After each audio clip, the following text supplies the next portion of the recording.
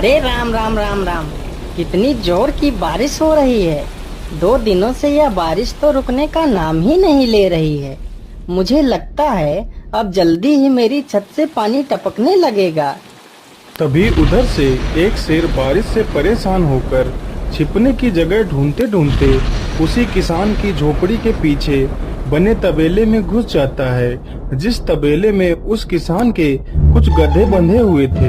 अंधेरा ज्यादा होने के कारण शेर गधों को देख नहीं पाता है और उन्हीं के बीच जाकर खड़ा हो जाता है।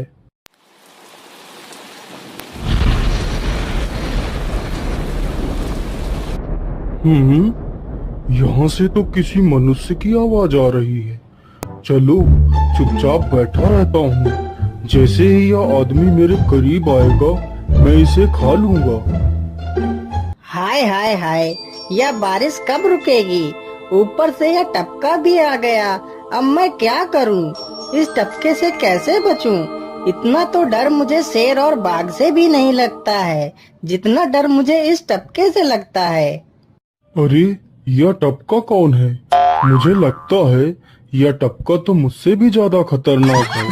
तभी तो यह आदमी शेर और बाघ से ज्यादा इस टपके से डर रहा है। चलो जल्दी से मैं यहाँ से निकल लेता हूँ, नहीं तो कहीं टपका ने मुझे देख लिया तो मेरी खैर नहीं। ओहो, अब मैं इस टपका से कैसे बचूं? चलो जल्दी से मैं अपनी मौसी के घर चला जाता हूँ।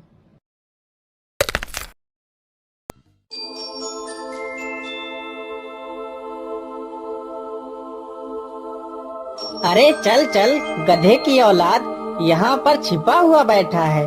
अरे चल जल्दी। अरे ये क्या, जिसका डर था वही हुआ। यह टपका तो मुझ पर हावी हो गया।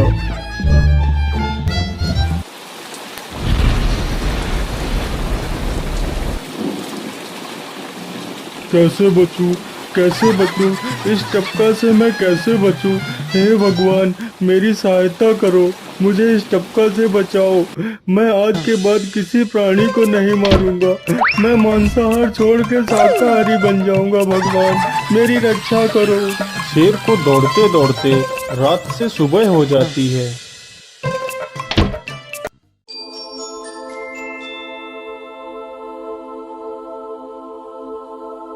अरे देखो देखो, यह तो शेर की सवारी कर रहा है।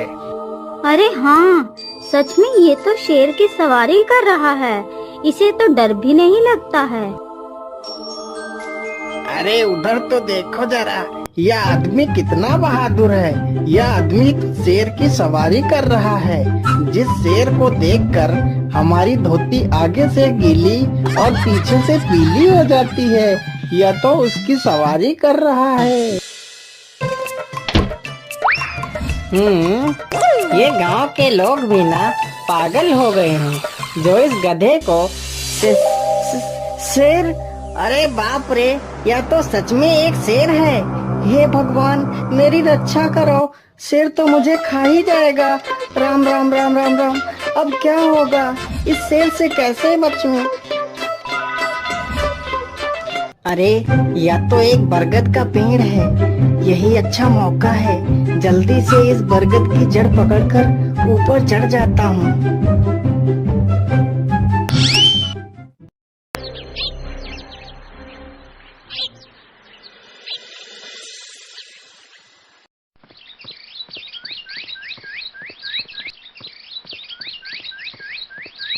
अरे शेर भैया, तुम इतनी जोर जोर से भागते हुए कहाँ जा रहे हो?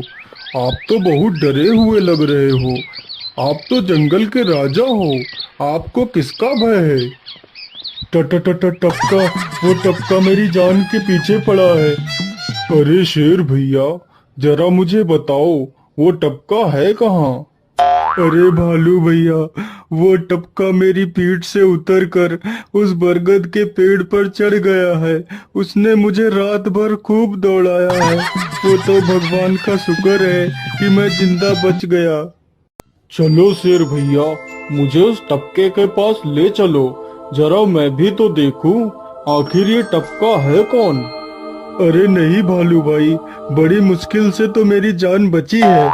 मैं अपनी जान फिर जोखिम में नहीं डालूंगा।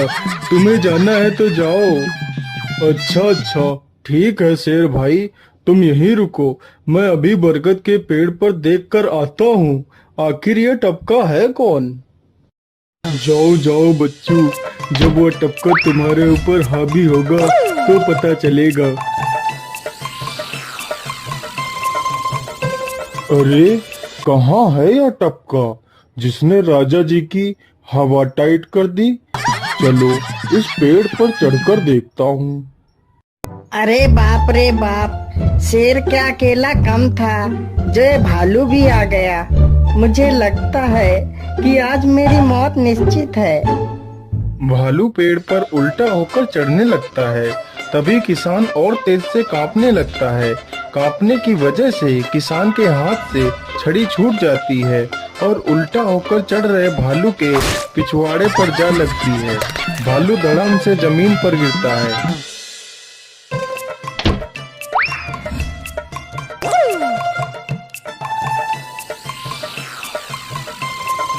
मुझे लगता है अब शेर और भालू दोनों भाग गए हैं। चलो अब जल्दी से यहाँ से निकल लेता हूँ।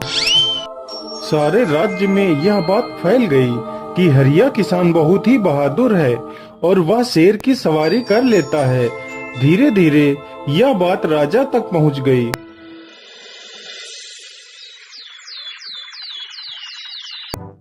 महाराज, क्यों न हम पड़ोस के गांव से हरिया किसान को बुलवा लेते हैं। वह बहुत ही बहादुर है। उसके बहादुरी के चर्चे तो पूरे राज्य में हैं।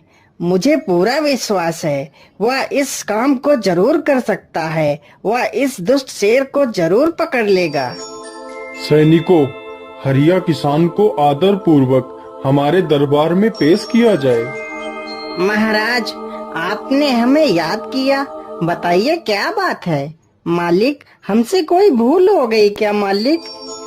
नहीं हरिया, तुमसे कोई गलती नहीं हुई है। यह कुछ लोग पड़ोस के गांव से आए हैं। इनका कहना है कि इनके गांव में कोई दुष्ट शेर आ गया है जो इनके पशुओं को उठाकर ले जाता है और उन्हें मारकर खा जाता है। हमने तुम्हारी बहादुरी के बहुत सारे किस्से सुने हैं।